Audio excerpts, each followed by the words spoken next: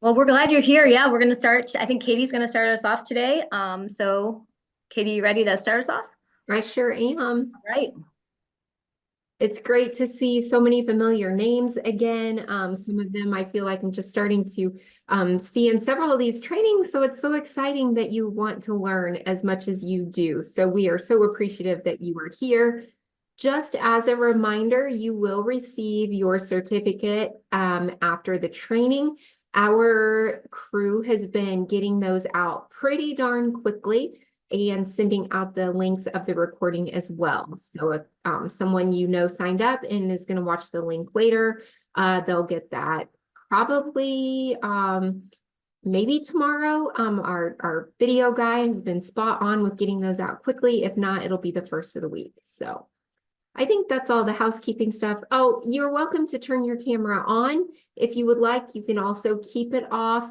Let's see, if you want to unmute to say something, we welcome any and all comments and questions. So please don't hesitate to do that. You can use the raise your hand or you can use the chat. Since there are three of us, we will always have someone manning the chat and being able to answer those questions. So, all right. Nikki, Alana, if I forgot something, let me know. If not, we'll go on. If this is your first training with us, which we would love to know if it's your first training in the chat, you can just say first timer so that we know if we have anyone new here. But we, Alana, Nikki, and I are with the IEP Technical Assistance Center. We are a resource center for teachers, paraprofessionals, principals, administrators, everyone who works with our kiddos. And we are a state-funded technical assistance center through the Indiana Department of Education, but we are supported by Indiana State University. And we just really love to promote all practices that help support the learning of all students. So next up, Alana, your 20-second spotlight. Yeah. Really quickly, if since nobody in the chat is new here, you probably know me. These are some of the schools that I attended. I also went to Indiana Westland, but my heart is special education. I was a special education teacher for 18 years, and that is my lens. I got to work with paraprofessionals in that capacity, and those are my two kids, which is an old picture, but I have a 12, almost 13-year-old and a 7-year-old. So I live in Hobart, Indiana, Northwest Indiana, and I'm happy to be here through that special educator lens with you guys today. I have a husband, but he didn't make the picture. I don't know why.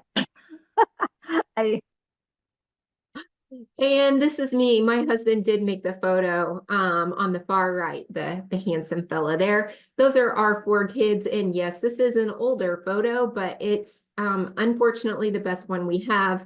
I bleed Indiana State blue. I love all things Harry Potter, and I think that salt water cures everything. And the beach is my favorite place, and I will be there in 2 weeks and cannot wait. And I bring the general educator perspective. That's really important in this, not my desire for a beach vacation, but I taught gen ed for 18 years, middle school English. All right, thank you, Katie. And I am Nikki. I'm running the slides and I keep getting a black box across my screen every time the chat or anything pops up. So I apologize if you keep seeing that as I change settings and mute myself. I will do it as little as possible. But I'm Nikki. I love to travel. I love book club. It's my favorite thing. Anytime someone's reading something new, I have to have a copy of that as well. I love Hannah's Hope Charity, which I run here in Northwest Indiana. I live near Alana. I live in Highland, which is pretty close to the Chicago border, the state line with Illinois. And I have three little ones who are in Indiana Public Schools, and the work that we do just supports all students, Tier 1 instruction, and also our students with special needs that we'll focus on today as we go through instructional practices. So thank you for being here today, and I'll turn it back over to Katie. All right, so we do have a few learning objectives for you today. We are going to take a look at just a little bit of the research and a lot of the foundational beliefs that support environments to meet the needs for all learners. We're going to talk about how to really promote some of that access to high quality Tier 1 instruction for all students using differentiations. That's going to be our topic today. And my screen just got really dark for some reason, so I do apologize for that. And then we're gonna, of course, look at some practical strategies because we firmly believe that it's not just about telling you about stuff but we want to give you those skills, strategies, the tools that you can go back into your classrooms and use. All right, so we know that we can't see most of your faces, but if you want to participate, we ask that you just draw out a bar, and it's like 0 on the far left, 100 on the far right. Like, what's your percentage of knowledge about differentiation? How do you feel? Like 0 is, I didn't even know what I signed up for today. Up to 100, I need to be filling out an application to lead this training kind of thing. And then we just kind of want you to have that to look at, to reflect on as we go through this training, so that if you do learn something new, you can kind of move your bar a little bit. If you are comfortable with it, throw your number in the chat. We would love to see where you are. That does help us gauge kind of our training a little bit. If everyone is super new, then we know that we're gonna speak a little different language. So don't hesitate to throw that number in the chat. I saw 1 go in there. Were there any more, Alana? Yeah, people are starting to throw it 60, Okay. 80%. Yep. Oh, goodness. So I'm going to challenge you to find your new pieces of info today.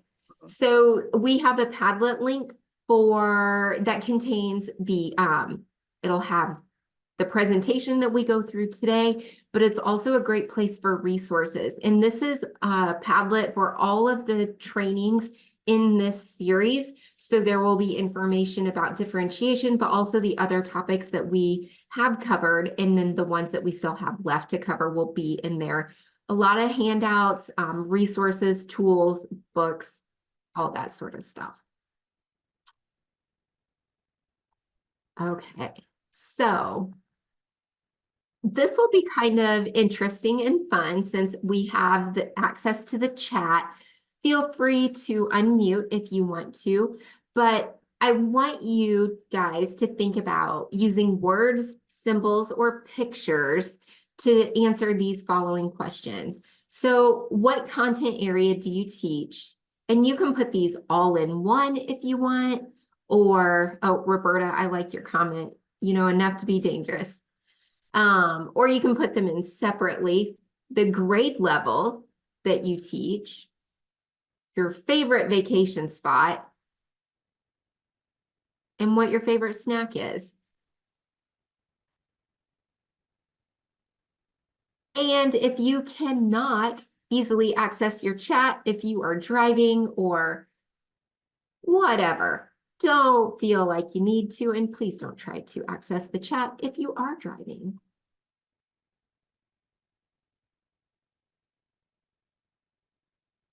And as I kind of wait for some of those responses to hopefully come in, I can tell you my content area was English, 7th grade was my favorite, beach 100%, and chocolate all the way.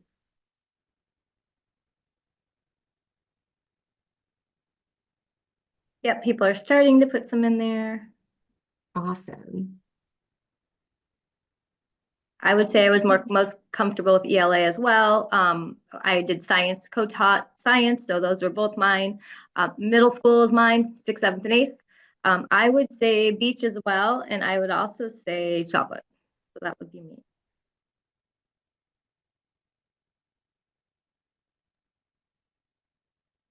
And instead of answering, I'll just comment on, we'll talk about these, not necessarily each of them individually throughout the training, but one of the things we encourage you to do is think about different ways that you can group students so that they don't always feel like they're with the same classmates, with the same, I'm in this group all the time.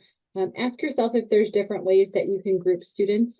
I found in my teaching career, if I asked 4 kind of random questions like this, 2 of them were more on the content area, and then 2 were really just kind of random. It was a great way to group students, and then, they'd at one point be in a group where they were all people who liked the beach, or all kids who liked Pokemon, or so they'd be grouped in all of these different ways and be more engaged with going to the group, more interested in it. And then on the times when I needed them to be grouped by skill, it wasn't as noticeable, or it didn't feel as deflating as it could be for some of our students. So I encourage you to use techniques like this to help students talk to all kinds of different kids in the class. Thanks for bringing that tie-in, Nikki. All right, go ahead to the next slide. And we're going to talk about differentiation. Minutes that support the teaching and learning of all students. I'm your host, Shelly Moore. Today's episode is called Dr. Baked Potato.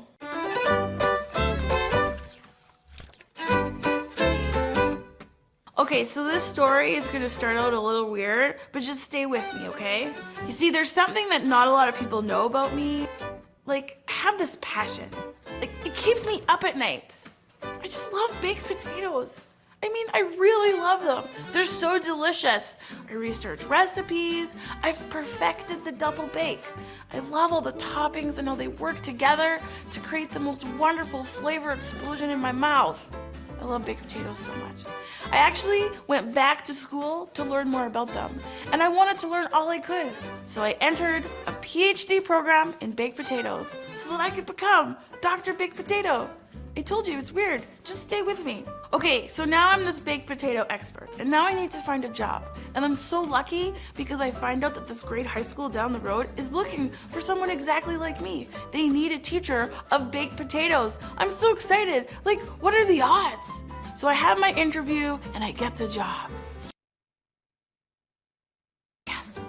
I get into my classroom and I spend the whole week before school starts getting it ready. I put up baked potato posters. I have a timeline of the history of baked potatoes and their influence around the world. These students are so lucky. And then it's the night before school. I'm getting the last minute details ready. I have 25 baked potatoes all lined up. Okay, let's be a little bit more realistic. I have 35 baked potatoes all lined up. I have timed it so when the students walk in, the potatoes are coming hot out of the oven. I have the toppings measured out. Everyone has the same amount of bacon bits and chives, and the morning arrives. I am ready. And in they come, these lovely students, and I serve every single one of them their individually perfected baked potato with perfectly proportioned toppings. You are welcome, I say. This is for you, I say. I hope that one day you are as passionate about this potato as me. And then I step back and I enjoy my masterpiece. And then I look to my left. One of my students isn't eating. Why aren't you eating? This is a work of art. What is wrong? And you know what they say to me? I don't eat meat. He doesn't eat meat. What do you mean you don't eat meat? Just excuse me a minute. Hi, yeah, Dr. Baked Potato here. Yeah, so I have a student who doesn't eat meat in my class. So, do you have any, like, bacon bit EAs who can come down and, like, pick the bacon bits? No, I can't, I'm teaching. Well, just anyone then. They don't have to be a bacon bit specialist. Just anyone will do. Okay, hurry. They're coming, I say. Just wait. And then I look to my right. Now there's an entire table of students who are eating. Why aren't you eating your potato, I say? You know what they said? We don't eat dairy today. They don't eat dairy today. You've got to be kidding me. Hold on, just excuse me. Hi, yeah, me again. Yeah. Okay, so I have, now I have this gaggle. Can I just, send them to you and you can, help them take the butter off their potatoes? No, could you do it? No, I can't. I'm teaching. What do you mean you're busy? What do you even do down there all day? End scene. First of all, our EAs have better things to do than pick off bacon bits from an already served baked potato. And second, do you know how hard it is to take melted butter off of a hot potato? This is what we're doing to our support teams. It is exhausting for everybody, and it isn't effective or efficient. And you know those kids who are waiting for their retrofit supports, you know what they're doing? They're throwing their potatoes at the people who are trying to eat. Okay, let's just back up the potato truck here for a second. As a teacher of baked potatoes, my expertise is still absolutely required to design the purpose or the goals for this group of potato eaters. But potato expertise isn't enough. To design for inclusive classrooms, there's a few things we need to do. Number one, we need to know who is eating the potatoes. Who are the students? What supports do they need? And we need to know this before we serve the potatoes, not after. Number two, we need to know what the goal is. And we need to understand that goals are connected to concepts, not to activities. What this means is if the goal is to eat a baked potato, then yes, everyone needs to eat a potato. But the goal is not for all students to eat the exact same fully loaded baked potato with all the exact same toppings. Students are diverse. They're going to need different toppings. Number three, planning for this range of diversity means that we anticipate the variety and complexity of toppings. And to ensure that everyone has the same opportunity and access, we teach all of the options to all of the students. This is called scaffolding complexity, and it's an additive model of making goals adjustable rather than relying on a reductive model of assumed average. And number four, this one's hard because we have to let go. We need to hand over this choice of challenge to the students. We let them choose the toppings for their potato. And the best part, if we design this way, these decisions are based on what they can eat rather than on what they can't eat. No adaptations needed, no modifications needed, no retrofitting needed. And our support teachers and EAs, their roles will start to shift away from triage and towards supporting students to be in charge of their learning, helping them to decide what adjustments will be best for them. Okay, are you ready for your challenge? I want you to actually go make baked potatoes. Like, it can be for an event or for family dinner. Make sure that everyone has a potato and then offer the toppings as a bar of options. And then, the best part, sit back and watch. See the magic of inclusion unfold before your very eyes. Thanks for watching, everybody. Don't forget to subscribe to the 5 More Minutes YouTube channel and look for us. We're on Twitter, Facebook, Instagram. So I hope you enjoyed the Dr. Baked Potato video. It's one of our favorites. If you could use the chat, I want you to put something that you liked about the video regarding planning for all learners. Or you could use the chat to define what differentiation means to you. So Shelley talked about some very important principles of differentiation that we will talk about as we go through the training today. So if something really resonated with you or you have more questions on it, throw that in the chat so that we can be sure that we hit on that.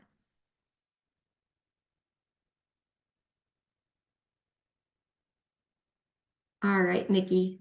While we're waiting for people, if you want to go ahead and advance the slide.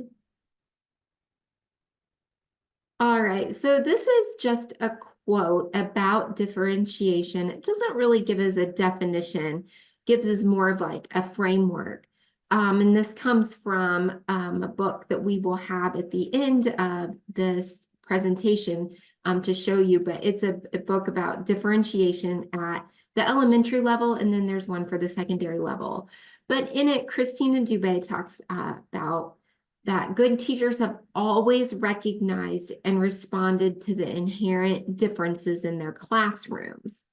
At minimum, they understand that they have content and skills to teach, students who need to learn those things, and differences among students that make one-size-fits-all approaches ineffective. This, in essence, is differentiation. So I want to tie that back into one thing that Shelley talked about was thinking about the goal that we have. The state standard might be the goal. Maybe it's a different learning objective that the teacher has created or a can-do standard. And we really want to look at that goal and we really want to ask ourselves, what is it asking the student to do? It may not be prescribing exactly what needs to be done. That rather comes from something that we are doing. And so thinking about how we can get students to those goals through flexible means. So we have these firm goals, but we have flexible ways of getting there. Maybe everyone needs to eat the baked potato, but I'm only going to eat mine with butter, whereas Nikki might want butter and cheese and sour cream on hers, and that's okay because we're both going to eat the potato. And then there's going to be that student who says, I don't even like potatoes. So then what do we do? There is some comment before you move on in the Please. chat. So people are adding, and you guys could add like what they liked about it. The Joyce said the baked potato analogy was great, puts things into perspective. Being aware of the each person or student is important ahead of time to avoid surprises and figuring it out on the fly, which is I thought was a good point to think about within that. That's great. And that actually should go into the next slide, I believe, as we look at the definition, like a broken down definition of what differentiation is. And that was such a great point. I can't remember who, Alana, you said made that, but Joyce, yeah. Who was it? Joyce. Joyce. Okay. So this comes from Carol Ann Tomlinson, and she is a really smart cookie. And this is how she has broken down differentiation. And I love this. And this is how the rest of our presentation today is really set up. We're going to look at these different areas. So differentiation is a teacher's response to learner needs. So she does use the word proactive here, but going back to Joyce's comment about knowing, the toppings that kids might like or not like, it's not truly a proactive approach because we have to know something about our learners in order to respond. So we do have to know, are they allergic to dairy? What do they eat meat? It's these things that we know about our kids. These kiddos have fluency difficulties. These kiddos have reading comprehension difficulties.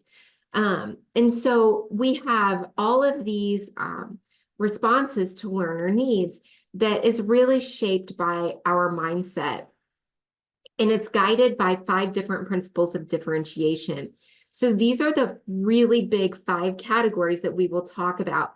Building classroom community, and we're going to give strategies and examples of how we can do that. High quality curriculum, and that's high quality tier 1 curriculum. Ongoing assessment, flexible grouping and management. And so when we talk about that idea of flexible grouping, it's what Nikki talked about, how we ask you those 4 questions in the beginning, how to group our students. We can do it in very many creative ways.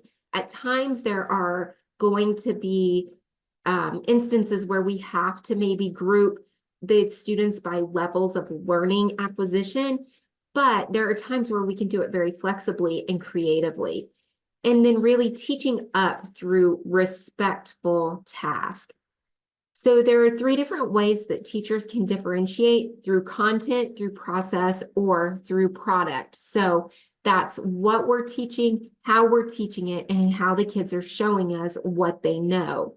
But we make all of these decisions based on how ready the students are for the material. Are they interested in it? And their learning profile, because we know that learners have learning preferences in ways that they would prefer to learn. And it's all about using a variety of strategies.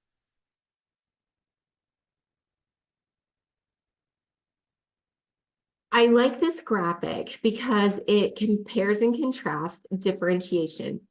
It is a philosophy rooted in effective teaching and learning.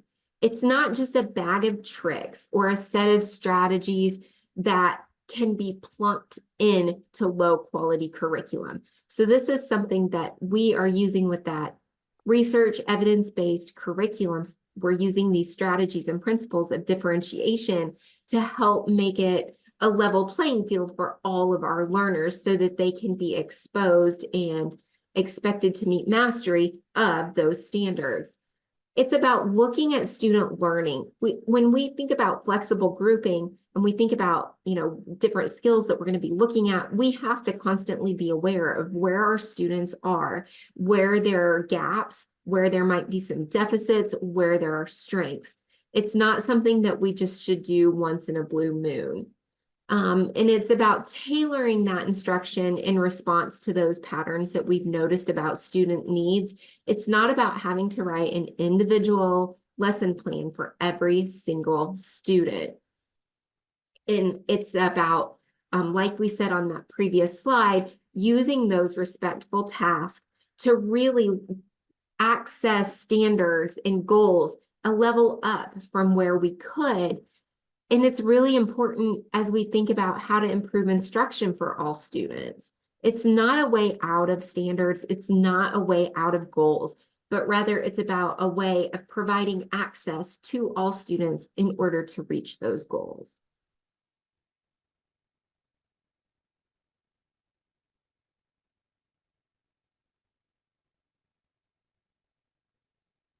Oh gosh, the slide changed. I was like waiting for it to change. So some differentiation look fors. So these are just some things that we could probably put this together in a Word document and post it up for you. But this came from inclusiveschooling.com. So this is from Julie Costin and Christy Preddy-Fransack. But they have broken down different differentiation components and then saying, like, if we were in a classroom, can we observe it or not? And then some areas for some field notes or just ideas, things that we want to jot down. So as you think through the rest of this training, these might be good observations for you to note. And remember, you will have access to this presentation, so you can always just print off this slide. But all educators know how to help students learn by staying and or returning to a ready brain state. So that's a very important key component of differentiation. Are we doing that? Are the choices purposeful? And are they regularly provided for all students? It's not just a group of students. And I want to talk about the word choices there. That adjective before it is purposeful. So when we are thinking about choice that we can give our students, it needs to have a purpose, and it's not unlimited choices. It's a set number of choices. We know that we can only handle so many choices. It's roughly 3 to 4 choices before our brain can't handle it anymore, and we have choice overload. So keep that in mind when you think about giving your students choice. It's not about unlimited choice, and it's not letting them come up with all of the choices. Another look for in your team, that your team moves away from ability grouping and rotate groups often. So the kids shouldn't ever say, oh man, I don't like my group. If they're saying things like that, then we know that the groups have not been flexibly grouped at all, and we're putting the same students with the same group each time. Another look for is that educators differentiate content, process, product, and affect across all subjects, lessons, and activities. So this is one that we can look at from more of a school perspective, because your school probably has an idea of what differentiation is. Your team has an idea, but then you probably have your own thoughts and opinions as well. So what are those? Why might each of those be important? Educators use students' strengths, need, and cultural and personal identities to plan instruction. So this is really looking at that student interest piece. Are we doing this? How can we build this into our lessons? And how can we build it in and use differentiation? And the last area is that DI communicates to students that their strengths are valued and celebrated. And we know that when students feel like they have value and they're celebrated, they have that sense of belonging, that classroom community, which we're going to talk about. When we feel like we belong somewhere, we perform better in that environment. So those are going to be important things that we consider.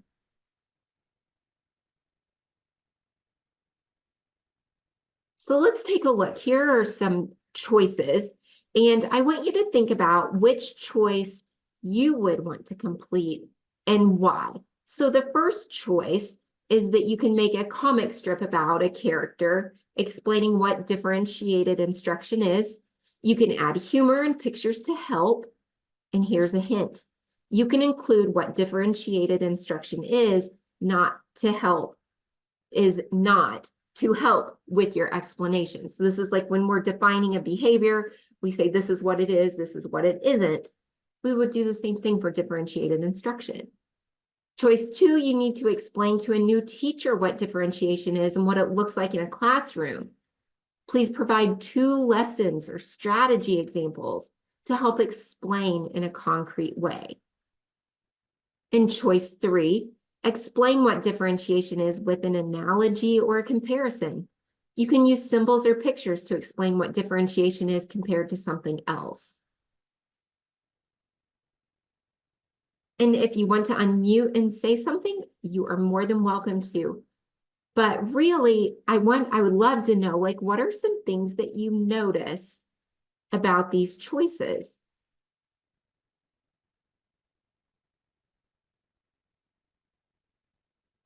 And so as I look at these choices, I know we didn't give you like what the goal was, but you can probably figure out the goal is to be able to talk about and discuss differentiated instruction. So my goal is just that I know about differentiated instruction and that I can relay my knowledge to someone else or something else. I like that these choices, and from an English teacher background, early in my career, my mindset would have went right to everybody has to write a paragraph. The goal doesn't say every student will write a 5-paragraph essay on differentiation. It's just that you're going to be able to explain it, talk about it. And so none of these say that you have to write a paper. So I like that the students have choice, but they're also understanding that they can show what they know through ways other than having to write out a paper. It does say, you know, some of the options give you the choice to write some things down, but they also give the choice to show other learning preferences like drawing. Or you could even, on the first choice, make a comic strip. You could hand draw it. You could create computer images. There's really no, set way that it has to be done. The goal at the end of it all is just that you can explain it. Nikki, Alana, anything you guys want to add to that? No, I think you explained it really well. I was just waiting to see if anybody wanted to unmute and talk about which you can just put choice 1, choice 2, or choice 3 if you don't want to, or you could tell us why.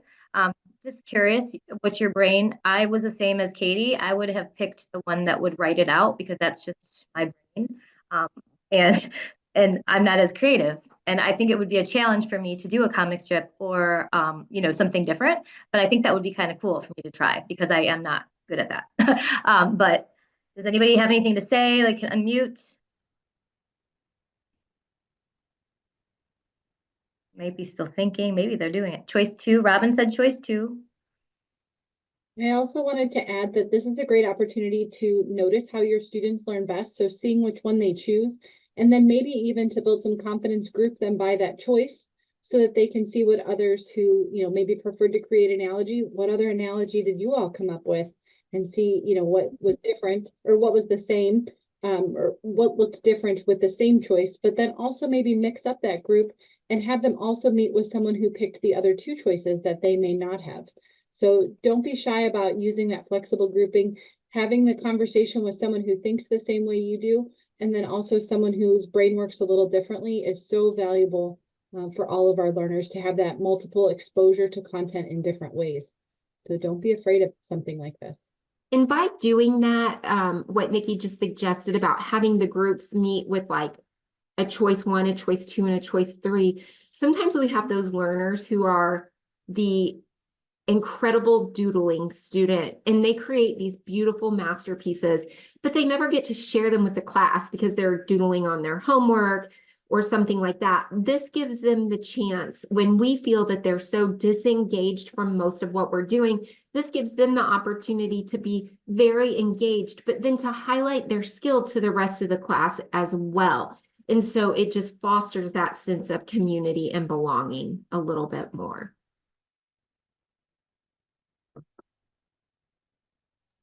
And people are putting their chat, like their kind of their choices. So I think they are thinking about it, but Several fun. choice twos. yeah, I see that. Yeah. All right, Nikki, you can go ahead. Okay. So I'm going to talk about Tier 1 effective strategies for all. We're going to go through some strategies now that we kind of did the research. Katie went through the purpose of the why, and now we're going to do the what. So the things that we can apply to our classrooms. I want you to use a chat to tell me if you have used this, or maybe it's something that you could use. We're going to give you 5 or 6 strategies to try, maybe, and thinking about that in your own classroom. So we're going to start with the first one, and it's a readiness challenge. So this would be an example of readiness and differentiation instruction for math. You don't have to do a separate lesson plan. So this would be like if you gave the students at the end of the class 3 questions, and then they went home, and then you're the teacher, you're looking at the data, and you can form 3 groups. And there's one group that got them all right. So the next day, you're going to put these students in 3 different groups. The first group is going to do this task, and maybe you're going to put stars on their paper. And one group, you're going to put circles, and the other group, you're going to put check marks. So you're going to say, okay, all the stars go over here. And maybe you don't even tell them that they solved the 3 questions correctly, because that's the group, and that's what you know. And you're going to say, you guys have to make up 3 new questions to answer for each other. One of them is going to be harder, one of them is going to be easier, and one of them is going to be about the same. After you've done that, we're going to put 5 minutes on the timer. You're going to do that, or how many ever minutes you're going to say. Then I want you to switch papers with somebody else and try to work those questions out. Those students that already got it, this will increase their rigor. They're probably going to be less likely to need you because they did get the questions correct. So that would be one possible way to put those students in a group. You're going to differentiate instruction based on that data. Then you're going to have the next group, they're going to do this task 2. Maybe they got one question wrong. So you're going to tell them that they got one of them wrong. You didn't tell them which one. They're going to have to look them over. They're going to have to look at that mistake, and then they're going to have to fix it. Then you're going to have them explain their mistake to their partner, and their partner's going to have to do the same with them in that group 2. Again, you probably don't need to be there because they probably can talk to each other and figure that one out. So that you're going to be with this other group. So this is task 3, and this is going to be the group that maybe did not get it. They're going to need another model. They're going to need more hands-on learning. They're going to need something more. So this group is going to come with you, the teacher, and they're going to need more practice. Like I said, they're going to need you to remodel it in a different way or something like that. You're going to highlight the portion of when the equations that they got wrong. You're going to remodel it to them. We're going to work on that together. And maybe they're going to talk out their solutions with each other too. All of these 3 are based on data. Katie talked about that. We're a proactive response to it. You're not changing your lesson plans. You're really just looking at that data to inform instruction, which is just good teaching. So you're taking that data and you're forming these groups based on that.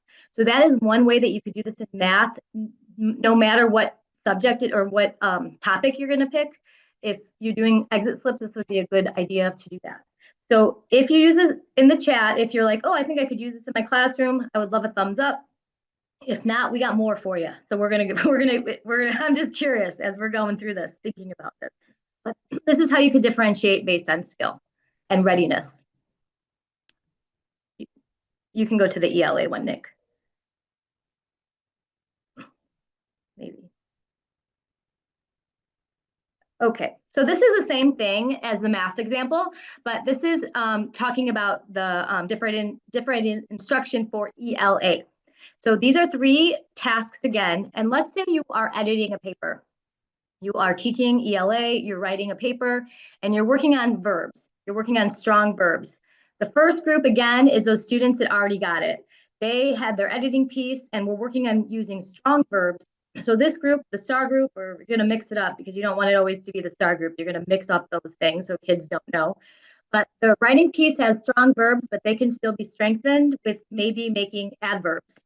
So find 5 places in your writing where you can add an adverb, and it can be an appropriate description and make the upgrades. So again, this group is going to edit their work.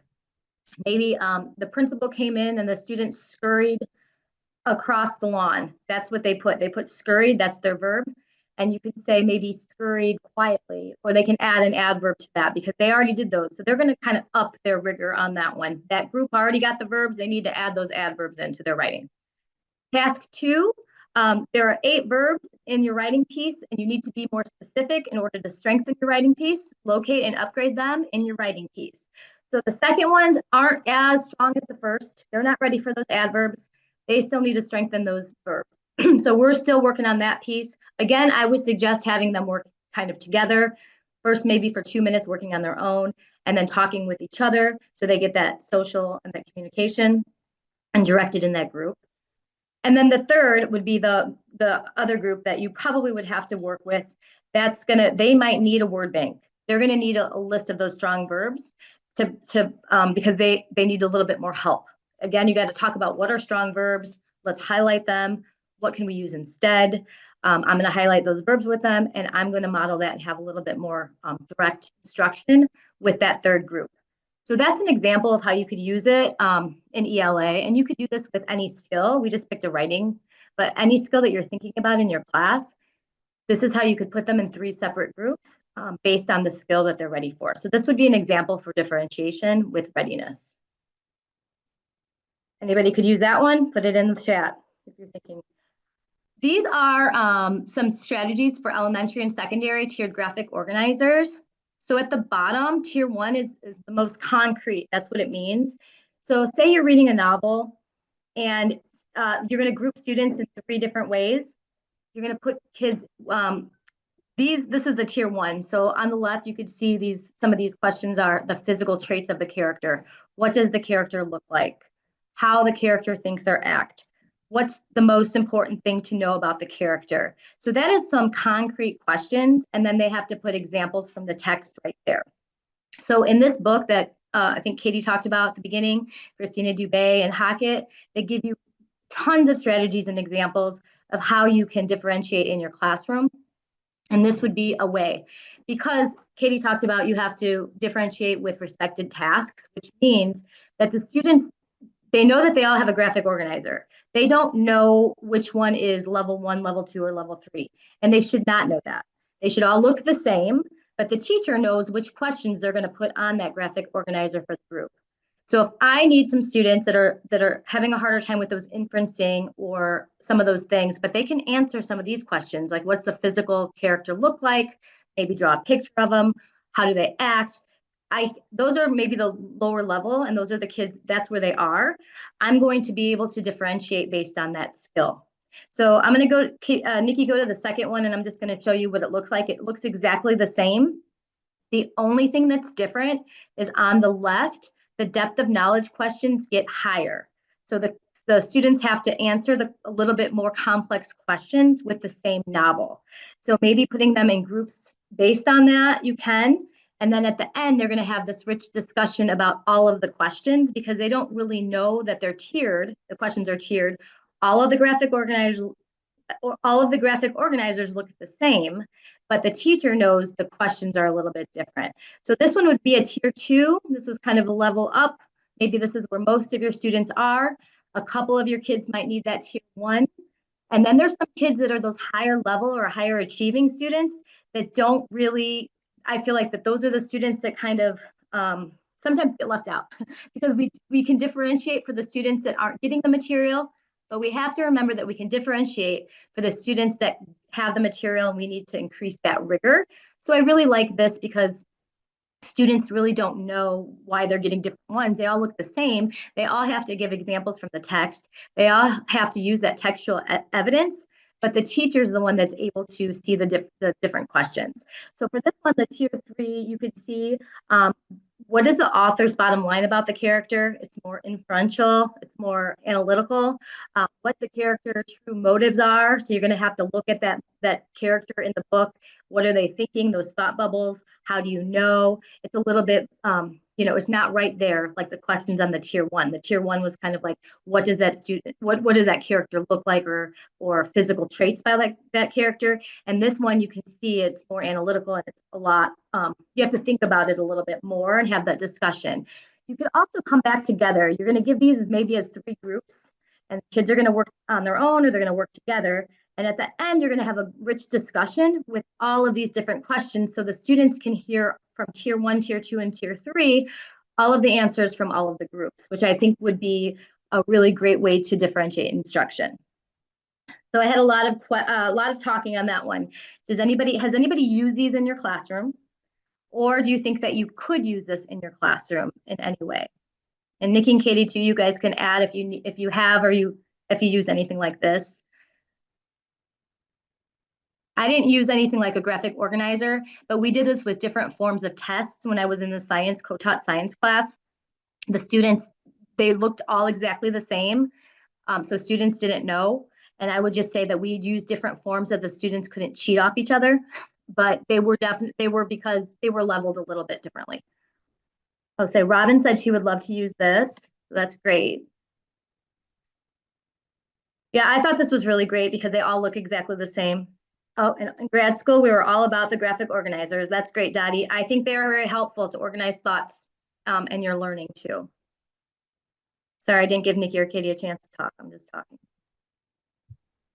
I will say over the summer when I took the Keys to Literacy training, one of the things I noticed was their 2-column notes for graphic organizer for comprehension. And this is a great segue to that. So no matter what level you are with students, if you have teachers in the classroom, especially for those of you who are parapros, if you have teachers who are pushing out those graphic organizers associated with comprehension, how can we make small adjustments that are going to get students what they need from the text, but support them just a little better? So it can look like everyone else's, but it's got these extra supports along the left there, looking just like everyone else's 2-column notes. Great. Yeah, I love that. And that's the part, the respectful tasks. I always come back to that because students shouldn't know that they're getting different work or lower level work. It really should be the same as the other students' work, but it's going to have some scaffolds for them so that they can participate just like everybody else. So thank you for that, Nikki. All right, we're going to move on to the next strategy because, again, like I said, we have a couple. So hopefully you guys can find one thing that you like at least. So this is another thing. It's some strategies for elementary, middle, and high school. So this is great for students facing each other. So say if you have 20 students and you have 10 students on one end and 10 students on the other end, and the teacher is going to call out a prompt and the students are going to talk this prompt out with each other. And again, this is not about it only works in math or it only works in social studies.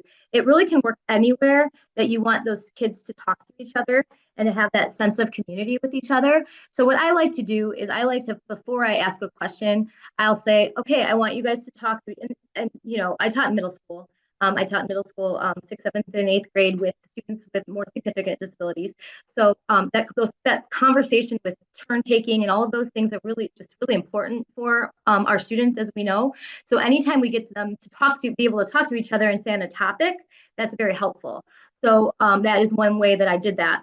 But the shake and share, you can do that in any classroom, and you say a prompt, and then the students are able to answer and discuss it with each other and then move on to the next person. So whether that's in math class when you're writing a problem out and the students have to write a solution on their paper and then they go and face each other, 10 students on this side, 10 students on the other side. And I'll say, all right, go to your partner right across from you. First, tell them what your favorite video game is. And then you're going to tell them why you answered the question this way or whatever it is. So however you're going to answer that is great. They have to explain their learning. They have to explain their thinking. They have to talk to each other. All of those kinds of things are helpful. So you could do this on just getting to know each other if you want to in your classroom. You could do this based on academics. So if you're reading a novel or if you're doing social studies or science, it doesn't matter about the content. It's just about what prompt you want them to answer and for them to talk to each other, and they can get different perspectives on that based on what you want to talk, because you move to the next person and then you have to practice that as well. So it is good for introducing a new topic, reviewing for a test. I was thinking about vocabulary. If you do vocabulary instead of doing it on the computer, one person has the word, the other person has the definition, and you have to cue each other. Just have them stand up and have them talk to each other because it helps with that sensory break it helps build in that. And when they're more time on task, because they're going to actually have time to talk to each other in a structured way, and they're actually going to have time to move around, because we know that kids need to do that no matter how old they are. So this is a great strategy. It's called the Shake and Share. And I use it in trainings with adults, and they seem to like it.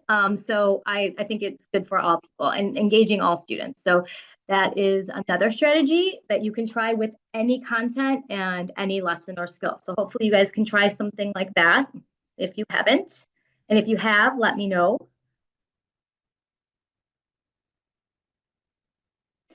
This one's a great for science. I co-taught in science class, so this would be great for me. We did not do this, but I think that we should have and could have. And if I would go back, that's what I would have done. So before class is kind of it's a pre-assessment. So this is like just some strategies for secondary. It says secondary students, but I think even, third, fourth, fifth, I think you can do it, and you could kind of do it in any way. I taught, and my students, even if I would put a smiley face, they know something about it, or a sad face, they don't. That's another way to adapt it. They don't have to write a bunch of things. They can just put a happy or a sad face if they need to. But before class, what do you know about this? So what do you think? It's not right or wrong. The Earth's shadow is responsible for the phases of the moon. Do you yes or no? Smiley face, sad face, whatever you want, or you don't know, like a medium face, whatever it is. But this is something that you could do to get the students interested in the subject. You can get them talking after you do maybe stations in your classroom. You talk through all of these different prompts. And then after class, what did they learn? So just like Katie had that download bar, you guys told us what percent you are. So somebody said if they are 20% before this class, we're hoping you're at least 30% at the end of class. Just like that with students before class, if they have no idea about any of these questions, say they put sad faces on all of these 5, and after class they could at least answer 3 or 4, they're going to see how much they learned in that class. So we know about the brain is that when we reach a goal, we release dopamine.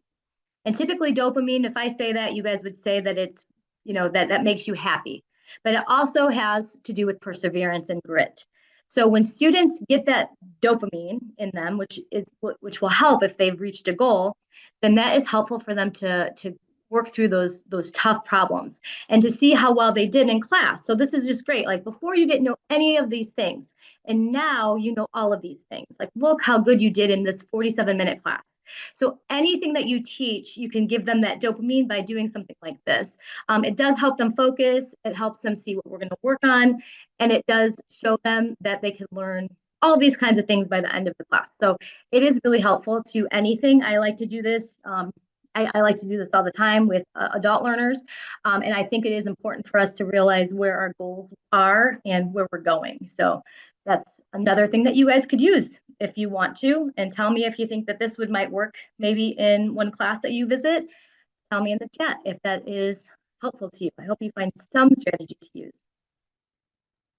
I really like this one. This is one that I would use a lot, using anticipation guides, especially before we were going to read like a longer story or a novel. I would be very intentional about asking the kids questions, sometimes even controversial ones, just to get them wanting to read. And when I say controversial, I mean like 7th grade controversial, not like adult problems, but kid problems, like cafeteria lunch food is great, things like that. I love it. That's great. Thank you. All right, let's go to the last one that I think I'm going to talk about is the Think Dots. Has anybody used dice in their classroom? My first grader does this. She did in kindergarten and first grade. And this Kay Bridgman discovered Think Dots. So this is what we're going to talk about today. This would be, again, word choice. I'm going to show you an example for ELA and one for math. But option 1 students would take turns rolling the dice to answer which prompt. So each side of your dice represents an overused word that needs to be spiced up. I like this one. You have to make it more spicy. So after you roll the dice, you use a dictionary, even online or wherever you're going to find it, and you're going to find synonyms for this word, and you're going to see if you can make it spicy. And you're going to rank the synonyms order what you believe to be the least spicy to the greatest amount of spice. So you could do this in a variety of different ways. You could put 6 groups together, like say you roll the 1, 2, 3, whoever rolls the 1 goes to the 1 group, 2, 3, etc. And they have to look up the word say or said. They have to look up a synonym, and let's say they say declare, right? Say is another word, declare is another word for say. So how spicy is that one versus a different one that they look up? And then they have to rank it. I could even see this one used with maybe 6 posters. And so the students get to work as a team and try to find all those synonyms and make them spicy, and then do a gallery walk, which would mean that the students would walk around and look at everybody else's poster and see all these words. It increases your vocabulary. You get to talk to each other. I just think it's a fun exercise to do. You could do it in lots of different ways, but this was the way that you would differentiate instruction. They're all kind of at the same level. So really you're differentiating the groups. You don't have to do it based on, high, medium, or low, like we've been kind of talking about, but you can just do it based on just different kinds of kids. Maybe these kids like Pokemon, so they're going to go into the number 2 group. It doesn't really matter what the groups are. So that's when we get our flexible grouping. So that's just an idea for you guys if you wanted to do something like that in your classrooms. And I also have the next one is the same thing, but with math. So if the math teacher did one problem on the board for everyone to use, that's not differentiated, just one math problem. Or you could do it in small groups. So the teacher can give a different problem to each small group or write down different problems at the backside of the card for the students to use. And then you have to answer these prompts on these problems based on that. So if they roll a 1, what's easy about it? What's not so easy about it? Number 2, they have to create and solve a problem that's similar to this problem. So they can have dice. They have to figure out which one they're going to answer. What's one question someone should ask him or herself when she first looks at this problem? So they have to think about this. Think about your thinking. There's all different angles to take of it. What's a mistake that someone might try to solve this problem? So you're kind of getting into that higher level thinking. Why might she make that mistake? What mathematical concepts or terms of vocabulary does this problem show? So what words are we using with those vocabulary terms and those math? And then I like this one, write a step-by-step set of directions that tells someone who is absent today how to solve this problem. However, if I would go one step further, if you guys use Seesaw or Loom or Screencastify, maybe your students, the barrier is that they can't write all of those things, but they can tell you how to solve that problem. Can you take a video of them doing that? Can they walk you through that? My kids, when they were in kindergarten, 1st grade, they would do that all the time on Seesaw. They would talk about how they would solve the math problem or reading problem or whatever it was, so that they didn't have to write that down, because some of the students, the barrier is the writing. And I don't care if they don't know the writing. I care if they know the 1st step, 2nd step, 3rd step, or 4th step. So if I can take away that barrier of the writing, then acting it out or making a slideshow or telling me in a podcast how to solve a problem is still going to answer my learning objective. And I just need to know if they know how to do the problem, right? So that would be a way to help with differentiation as well. So I talked a lot. Does anybody have at least one of these ideas that you think could possibly work in your classroom, I hope, or something that looks interesting that you maybe want to try? I hope that you found at least one of those. And Nikki has a couple more, if not. That was a whole lot. So I'm going to give them just a second to kind of pop in there and chat what could work, what hasn't worked so far. And maybe if you're looking for a strategy about something in particular, please throw that in the chat as well.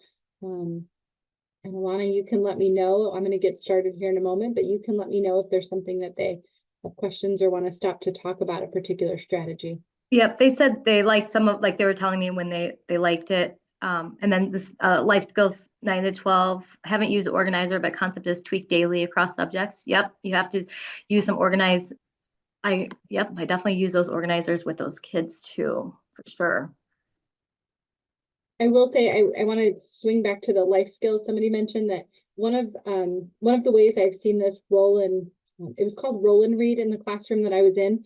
I think that's maybe the UFly term for literacy, but the teacher in the classroom I was in adapted it just a little bit so that when you rolled the dice, and she had these big foam dice, and the student I was watching was rolling on their on the tray of their wheelchair. And so it was roll, and then the number that came up, that student would have to think of a word on their communication device in a particular category. So if you rolled a 3, you had to think of something that was a fruit, and a 4 is a vegetable, or one was people in my family, one was community helpers. So each one had its own, each number on the dice had its own category, and then the students were finding these words in their communication device to practice using that. So that's a great idea for life skills. Or what other kinds of things do you have that fall into categories for your students? It might be a great way to consider using the dice as well.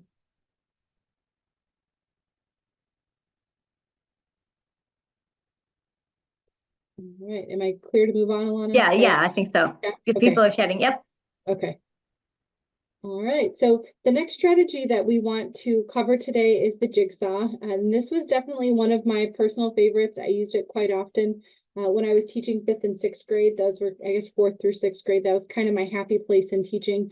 And I loved the jigsaw strategy because it really helped me to see strengths in my students that I might have otherwise missed. And it also allowed me the opportunity to consistently change the groups. They were never really with the same students because we just changed the groups really constantly throughout the class period as we went through. So with the jigsaw strategy, the goal is for your students to become an expert on just one little piece of the content. So one small piece of the content, let's say that you are talking about battles in the Revolutionary War, and you assign your students, there's 5 major battles that you want to cover as part of your standards. You group your students into 5 different groups. That's called their expert group, and they become an expert on just that one battle. They have this responsibility because they have to learn what they need to know about the battle. They know the next step is they're going to have to explain it to others. So they're motivated to take good notes. They're motivated to make sure that they have what they need when they move into the next group. But also they're motivated because these students are then supported by other experts. So they know they're not going to move on with something that's incorrect. So it builds a whole lot of confidence in even my most struggling learners. I had students who within this expert group would maybe make a video or do a drawing or comic that would help them when they got to the next group to be able to explain it to others. So there's a lot of choice kind of embedded into this in how they become an expert on their topic. If you're thinking to yourself, I don't teach Revolutionary War battles, I'll get to some more examples of that in just a moment. So stick with me here, just like the potato metaphor. So after they become an expert on their one battle, then I move them from their expert groups to these mixed groups. And then in the new mixed group, they're going to have one person who's an expert on each battle. So suddenly they don't have the support of their expert team anymore. They're now the leader on their own battle that they have to present on, and they're going to share that with the group. Some great things about this is that it's really building our students' communication skills.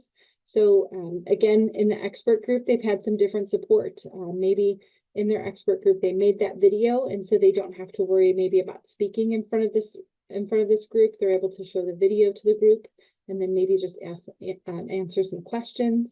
So with that jigsaw, they've become an expert on one piece, but then they also have the fun or the joy of hearing about all of the others from their classmates. So this takes what could have been a long lecture in a 45-minute, middle school classroom, and it turns it into this interactive activity that provides students with accurate information in not just a group, but a group of expert peers and well supported, and we know that they're getting there with the correct answers. So it's really important to make sure that you have time for both of that. You have time to let them become experts and gain comfort with that, but then also having enough time in that next group, that small group, that allows them to share their expertise. So it gives them some ownership of the content. Some ways that you can hold students accountable for this would not only be in their expert groups. Obviously, they're becoming experts, and so they have some sort of final product to take with them to the next small group. But also you could have students complete the same notes sheet that maybe they would have done during a lecture. So if the lecture would have been about each of these 5 battles, and you would have had students take notes in guided notes, they can still do those exact same guided notes in their small group. because they're still going through each of those 5 battles. So this is a great opportunity for whenever you can break down the content into those types of ways. Other examples of this could be even very simple literacy strategies for littler kids. I always encourage teachers to think about, all gamuts. So not only, the 6 through 12, but also the littles. And a jigsaw could work. It would have to be a much shorter, much smaller skill, right?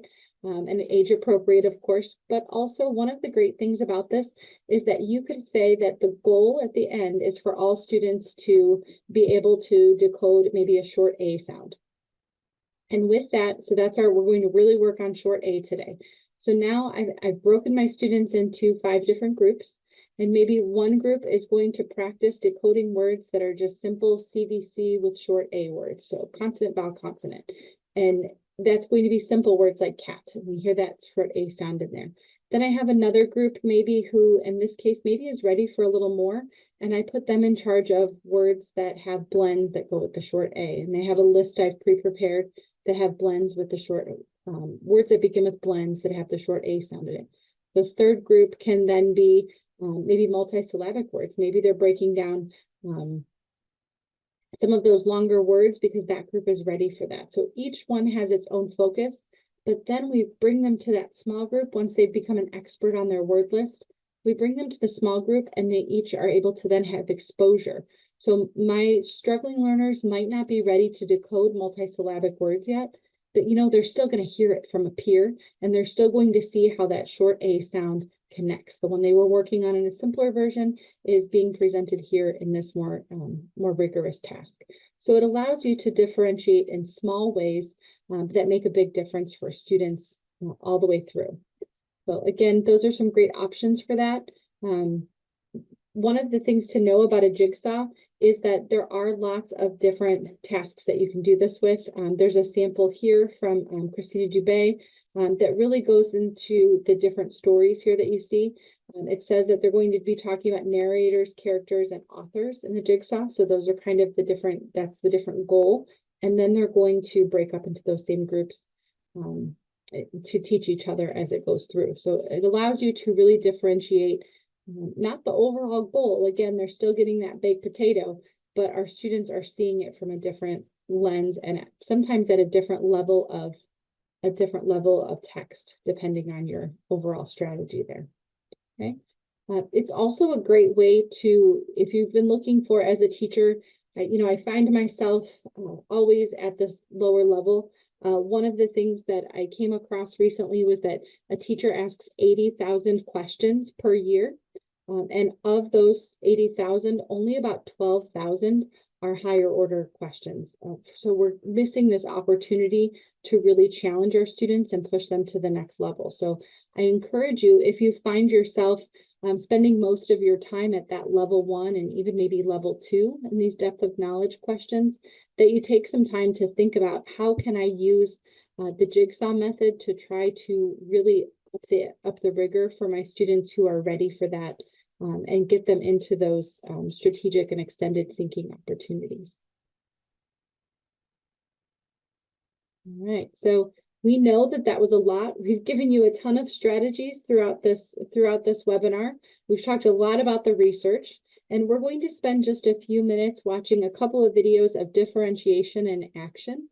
So we have 2 separate videos. The first one, we're going to watch a literacy classroom, younger students, and it's pretty brief. We really just want you to consider differentiation. What ways do you see this teacher meeting the needs of all learners in the classroom? And ask yourself too, like, are there any parts that maybe feel a little clunky or any parts that you really think could work in your classroom or might not work in your classroom? So here's the first one, looking for differentiation. Look at all these great volunteers. Go ahead. Yes, nice job. So the impact of differentiation, the students feel successful. They feel supported. They know if something is difficult for them, there's something that's a little more in line with their strengths coming up soon. So it really makes education fun and approachable. I really think it's the most effective way that I have seen to teach.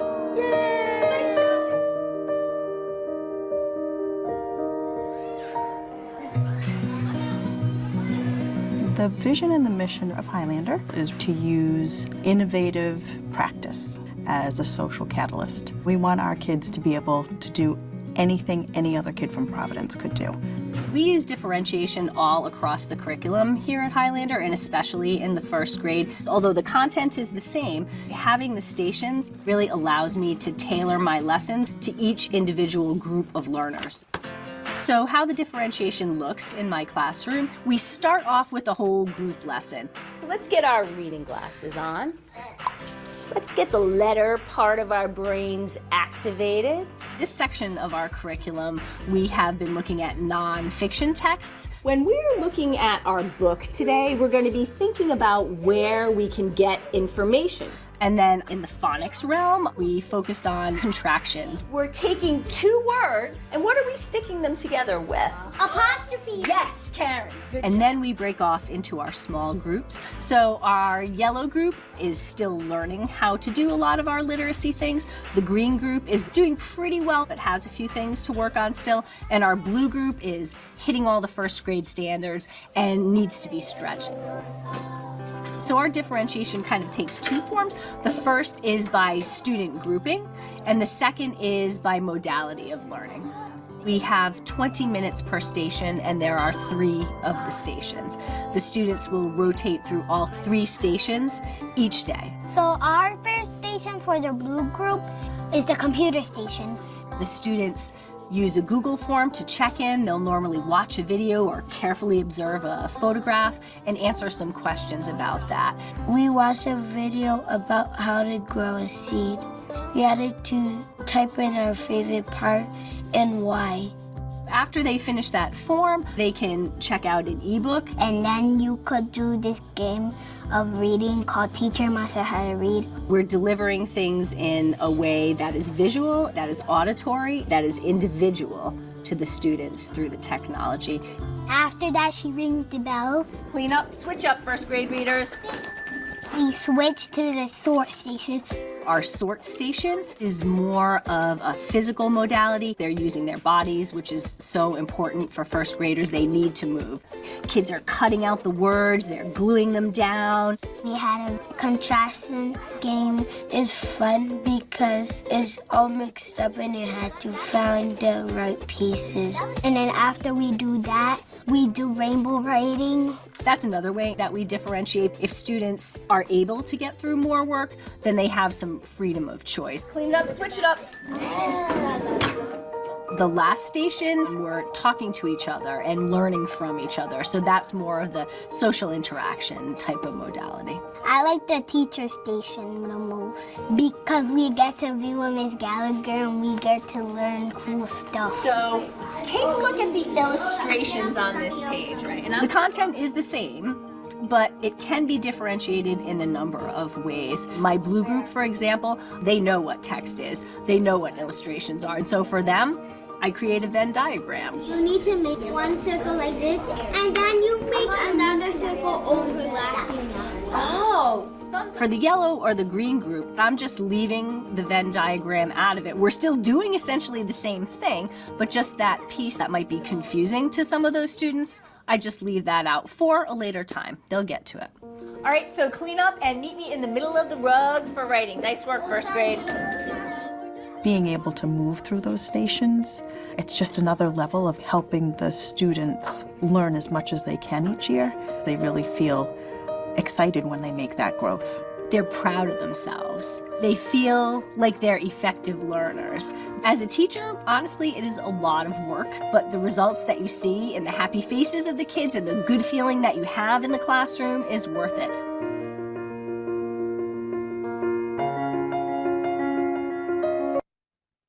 All right, so I'm going to stop it there, and I'd just like for you to take a moment and share for me in the chat, and I'm going to count on Alana to sort of read this and kind of guide a little bit of this discussion. But when you were looking at this, stations is a great way to use differentiated instruction. It's a great way to meet the needs of all of your learners.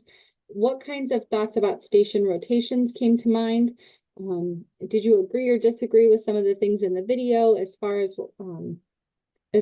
do they look like what you choose in your classroom when you do stations, that kind of thing? Not necessarily a disagreement argument, but Do you make the same choices in your classroom when you use stations?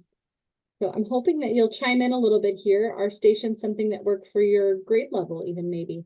Do you love it like me as a, as a 5th and 6th grade teacher, or do you love it as a 12th grade teacher? Tell us where you're at.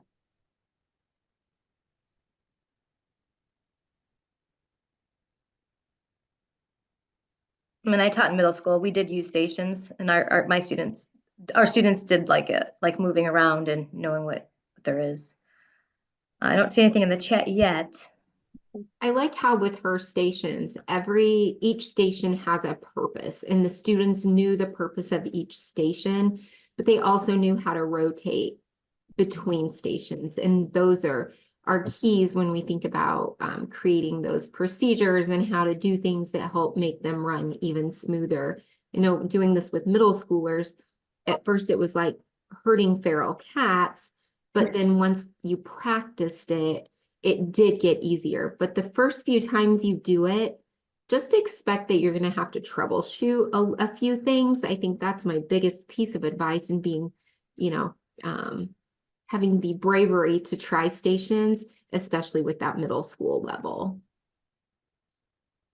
Absolutely. And I really just can't state enough. I know at the end, she said stations are a lot of work. And I know that those of you who teach your ears heard that right away. It's a lot of work. But I will say that with the routine Katie mentioned and doing it several times, it actually gets easier. You notice that she had sort of the same pattern for 2 out of the 3 of the stations. So really, once she had kind of designed what was going to happen at each, you saw at the beginning, it was as simple as her grabbing, that cut and paste activity and putting that out for the students. And then they were able to, work through that. So once you have sort of a design or a pattern for it, it goes a little faster. It's not nearly as much work as it is at the beginning. So those of you at the beginning know that it gets easier. Okay.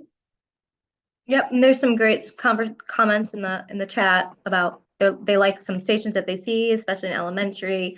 The kids are very active in the cutting and pasting the teacher instruction. Students need auditory learning as well. So yeah, it meets the needs of different modalities of learners. And don't underestimate cutting and pasting at middle school level. I would have my students do this with sentences a lot of times. Trying to teach clauses to middle schoolers is no fun because they don't understand why they have to do it and all of that stuff. But I would do a lot of activities where I would give them a sentence or 5 sentences, and I would have them cut the sentence, and then they would have to cut where the the deep, excuse me.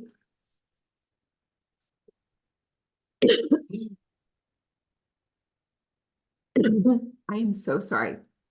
But cut the dependent clause from the independent clause. But then it really gave them the opportunity to see, here's a complete sentence. Here's a subject and a verb, but it doesn't express a complete thought.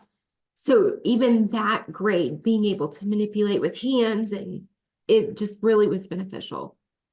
Thank you, Katie, and thank you for everyone for sharing and giving your ideas here on when you see this working. I want to show just a brief clip of one more video about stations because this shows the opposite content area. So this is math, and this is at that middle school level. So I wanted you all to be able to see an opposite kind of version of this. And this really kind of builds that depth of knowledge. So you'll notice in this video, there's definitely some greater depth of knowledge and greater rigor to this. So see how this teacher takes a slightly different take on it as we go. There's 4 problems around the room. Each problem is solved incorrectly. We're gonna carousel around to each problem. I mean, how would $10 equal like to 108 miles? Not giving them a problem. They just want to get to the answer and be done with it. The guilt of American mathematics is that it's predicated on what's right and what's wrong for so many years that sort of put us behind the world in mathematics, where other countries, kids build an argument for or against whatever, problem that they were presented with. And so I want my kids to have that opportunity as well. Now, you're going to do a different job at each different station. The carousel is really one of those collaborating activities where you're just interested in the kids' discourse. It's about slowing down the mathematical thinking. I put the groups together strategically, some talkers and some thinkers and some whisperers. And it really gives them a richer conversation about math. As a group, we stand here, we're gonna read the problem very carefully, and then we're gonna take a look and try to figure out what did Mr. Cloyd do wrong on that problem. You may have multiplied the 1/2 differently, like So you can write that down. First job, you really just have to make a claim. When I say move on, we're gonna move counterclockwise, okay? I'm gonna mosey over to job number 2. When I get here, whatever the group before me, whatever they claim, I wanna read the claim, look at the problem. And now you can either support it or refute it, depending upon what they said. I agree. I agree with the claim. Okay. So you agree? Because Okay, so we thinking now. So again, you have to slow down, you have to process what somebody else has written about the problem and see if you agree with it or if you disagree with it. Now, when I write in my evidence, ladies and gentlemen, I'm not showing any numbers. I'm writing my evidence based on the concept. It's wrong because like it says it's 5 hours like every inch, but like if you look over here, like right here, it stops at 10 and 5. so do I write that right? Yeah. It stops at 10. Finally, when you get to job number 3, you rotate again, you get to job number 3. Now, finally, you can solve the problem. We already know. Which is what so many of them want to do initially. 10.5 times 30 would equal. But still, you still have to read the claim and the evidence that came prior to you coming. All right, come on, everybody, gather around. And then the 4th job, now there's a whole argument there for you. And it's on you now to learn that argument, see if you agree with it, and then you have to present that argument, which is the kicker. Here is what's wrong. They added these after, like they multiplied it these, and then they added. They just kept adding. They kept adding, yeah. If I come over and there's a dead spot, say in the conversation, I'll just start asking probing questions to sort of get them to get the ball rolling. Let me ask you a question. Is it possible that more than one thing is wrong with this problem? I'm gonna let y'all think about that. Think about that, I'll be right back. I'm also a firm believer in wait time because, you know, kids are standing there, they're trying to process. And so I give them that wait time. And you notice I was just standing there too, looking, you know. It's about being able to look at a full argument and critique it. I tell you what, I'm gonna step in the background. And I want y'all to discuss whatever ideas you have about the problem. I'm gonna step in the background. I want them to be able to respectfully challenge the status quo. And the carousel activities really give them that voice to do so. I agree. All right, so with that one, I know that this was 2 videos. I know it's kind of a lot, but I wanted you to see it really in action, differentiation in action in 2 very unique ways in different content areas with different grade levels so that you can gather some additional ideas for your classroom. It also probably gave you the opportunity to think about what would work with my students, what would not work with my students, and where would your students need some extra support. So those of you who, you know, we're talking about life skills classroom, how could your students be successful in these kind of stations? What support would they need?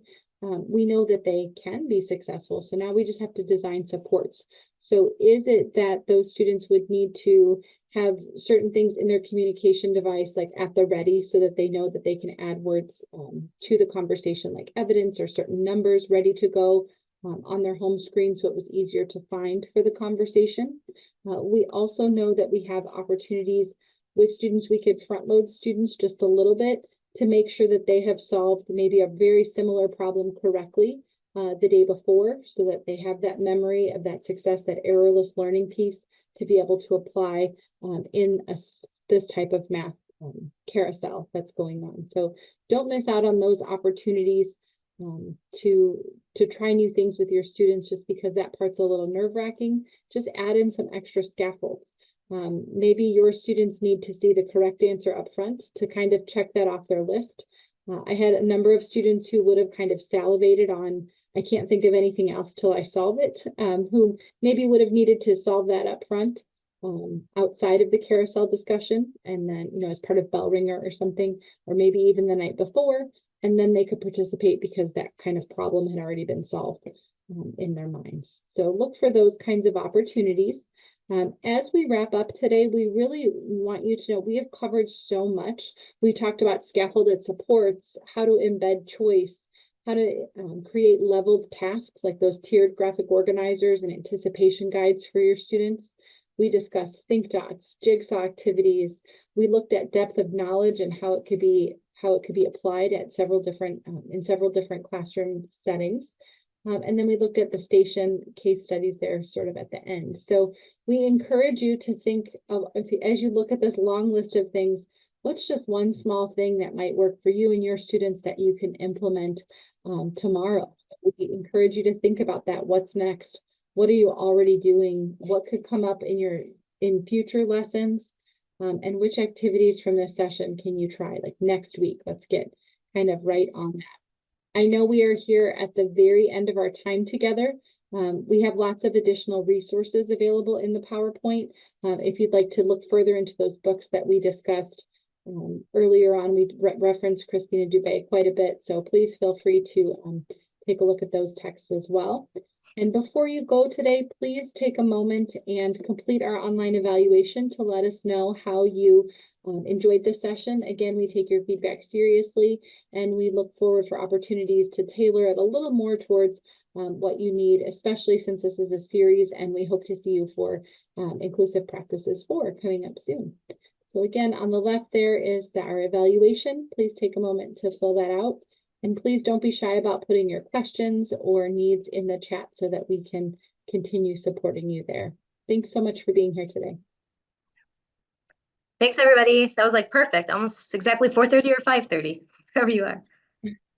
Yes, Staffy, we can email it to you for sure. We'll send you an email with your certificate, and I think they always send the eval link if you don't have access right now. Yeah, that's totally great.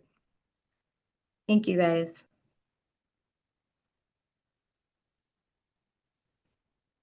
I love the group. They're good. Very interactive. I love it. We're like, here's an idea, here's an idea, here's an idea. Can't wait to be able to pull up the chat box, and it won't create I want to see all the conversation that was happening. Oh,